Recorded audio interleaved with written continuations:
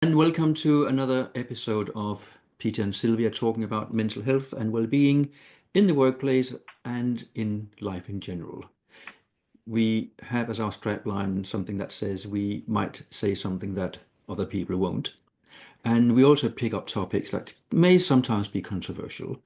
And we stick our neck out and hopefully someone will tell us that or agree or disagree. So we get the conversation going about the topics we talk about. Mhm. And the one we picked for this particular episode is about men. Call it TRT, Mhm. testosterone replacement treatment. Now, that's something that started in the States, as so many other things do, and it's been going for about a decade or so, where it has become popular to suggest that men are low in testosterone if they, let me just read off an article here, if they find it difficult to concentrate, if they've got brain fog, and if they've lost their oomph, then aha, that's a sign that you're low on testosterone. So social media have, as always, done a lot, and certain influencers have done a lot to convince men that now they need to take testosterone as a supplement. We know that testosterone production naturally decreases with age. We also know that for women, there's something called HRT, hormone replacement treatment to deal with the menopause. And it has been suggested that men go through a similar thing called a male menopause. And a lot of sources have rejected that, saying that's just a myth. And I don't know what the answer is. But what I do know is that a lot of men are taking supplements of testosterone. And I'm actually speaking with a client later today, a young chap in his 20s, who is taking testosterone. And I don't know why, but I'm aiming to find out to see what it does for him and who prescribed it. Mhm. Because a lot of the prescriptions are from private doctors and private assessments. So it's not from organizations like the NHS in the UK. And you just wonder whether this is something that is necessary or not. There are side effects. And one of the side effects in healthy young men is that when you start to take artificial testosterone, it stops your body making testosterone naturally, which then makes you infertile. And you may be forever when you stop taking the supplements, or you may revert back to normal functioning. But it's it's a bit of both. And I'm not a doctor, I don't know these things. I'm just thinking the trend that men now think that they need to boost their manliness, if you can call it that, by taking pills. I find that interesting, if not worrying. Yes, I agree. Um, Looking at the article, I think that the things that um, bother me are, first of all, one of the assessments, as you say, these aren't through a GP. These are through various companies, private. One of the testosterone level assessment asked, are people low or grumpy? Uh, yes or no? And do they lack energy? Yes or no? And that, as far as these assessments go, is an indicator that you may have low testosterone and seek further detailed assessment through blood tests and examinations and everything else.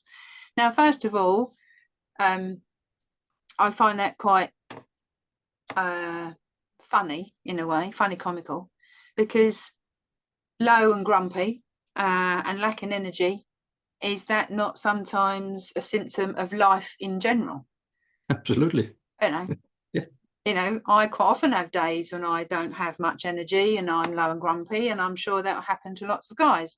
Does that mean the guys have low testosterone or not? I.e., the assessment is quite basic, for want of a better phrase.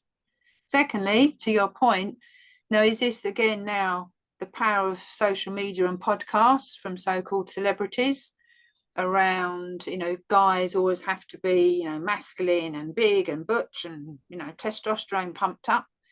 But there's also the other angle, as a doctor in this article says, that there's this weird notion that the lack of testosterone is a misunderstanding, that the guys always have to have high testosterone levels. Picking up on a point you said earlier, that isn't the case in general anyway. The levels go up and down as they do in the female cycle throughout the month. And you don't actually want it to be high all the time. Now, I find it a really unusual and odd, this whole concept of particularly young men taking TRT. I find it quite, can't think of the word, concerning that they are. Because what's going through my mind is these young men, how does it affect their behaviour? How does that affect their behaviour in relationships? How does it affect their behaviour in the workplace? Are they more aggressive, or is it my misunderstanding? If they're in the workplace and there's something crops up, how are they going to manage those difficult situations? How does it affect their behaviour? Period. And that's what I wonder about. And that is one of the issues, I think, as well, that if you pump yourself up with testosterone, we know that that will make you stronger, more aggressive, more forceful in intimate situations and otherwise. And those are exactly the things that men are being punished for. Mm. So we're now encouraging men to go and be the type of man that men are being criticized for being. So there's something not sitting right here, I think. Mm. Mm. But is it that quest for perfection, for eternal youth, for the image, the glamour that's gone wrong, and thinking that, oh, I can just pop a pill and everything will be fine. Mm. I'm not sure. I don't mind that someone goes to a GP and have the proper tests and figure out that actually hormone treatment would be good for you. Great, let's do it under controlled um, conditions. But you just go online and do some random test somewhere and then end up paying an awful lot of money for private prescriptions. I think that's concerning. Mm. And there's something around the image. What are these young men wanting from an image? What image are they wanting to portray? And again, the effect on their behaviour. But also, you said at the beginning that sometimes we'll often talk about things that other people won't. And what I'm going to say now might be quite contentious. What is it, or what part are women playing in this as well? What is it the women want from their men? Does a woman want their guy to be, pumping iron and muscly and six pack and strong and able to fight for us, stand up and be counted, all those type of things? At the same time, picking up on the point you said earlier, that type of behavior can be the very behavior that a lot of women will then berate. So what part are women playing in this too? What is it that's going on for these guys that they feel that they need to take this testosterone? What do they think it's going to do for them? And I find this whole dynamic very interesting. And again, coming back to the workplace, how does this affect workplace behaviour?